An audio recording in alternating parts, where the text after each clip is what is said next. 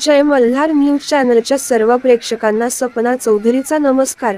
पुणे जिल्ह्यातील लोणावळा परिसरात असलेल्या भुशी डॅमच्या बॅकवॉटरमध्ये रविवारी दुपारी वर्षाविहारासाठी गेलेले 10 जण पाण्याच्या प्रवाहात वाहून गेले होते। त्यापैकी 5 जणांना वाचवण्यात यश आले होते, तर 5 जणांचा पाण्यात वाहून गेल्याने मृत्यू झाला आहे। त्यातील 4घांचे मृतदेह सापडले आहेत, तर एकाचा शोध सुरू आहे। या सर्वांमध्ये एक महिला तर लहान मुलांचा समावेश आहे। ज्या 5 जणांना वाचवण्यात आलं त्यापैकी एका लहान मुलीचे हृदयाचे ठोके बंद पडले होते, मात्र तिच्यासाठी 2 डॉक्टर जे लोणावळ्यात पर्यटनासाठी आले होते ते दैवत ठरले। त्यांनी या मुलीचे प्राण वाचवले आहे। भुशी डॅमवर घडलेल्या या दुर्घटनेत नूर शाहिस्ता अन्सारी, मीना आदिल अन्सारी, मारिया अन्सारी, हुमेद अन्सारी आणि अदनान अन्सारी हे सर्व पाण्याच्या प्रवाहात वाहून गेले आहेत। यापैकी 3घांचे मृतदेह काल सापडले होते, तर आज आणखी एकाचा मृतदेह सापडला आहे। एक जण अद्यापही बेपत्ता आहे, त्याचा शोध सुरू आहे। वाचवलेल्या 5 जणांपैकी एक मुलीच्या हृदयाचे ठोके बंद पडले होते, तेव्हा तिथे वर्षाविहारासाठी आलेल्या 2 डॉक्टरांनी तात्काळ तिला CPR दिला आणि माउथ टू माउथ ब्रीदिंगने तिला जीवनदान दिले। ही मुलगी ही पाण्याच्या प्रवाहात वाहून गेली होती। जेव्हा तिला वाचवण्यात आलं तेव्हा तिच्या हृदयाचे ठोके बंद पडलेले होते।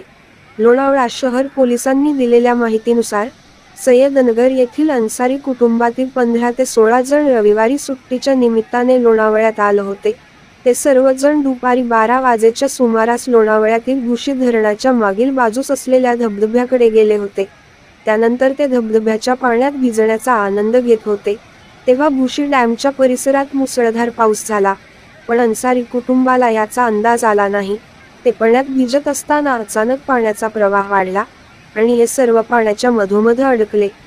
त्यांनी एकमेकांना घट्ट पकडून ठेवण्याचा प्रयत्नही केला, पण पाण्याचा प्रवाह इतका होता की सगळे एका मागोमाग एक वाहून गेले। यापैकी ज्यांना पोहता येत होतं ते बचावले गेले, तर इतर सर्व वाहून गेले। या घटनेने अन्सारी कुटुंबावर दुःखाचा डोंगर कोसळला आहे। मावळ, पुणे प्रतिनिधीसह सपना चौधरी, जय मल्हार न्यूज, नंदुरबार।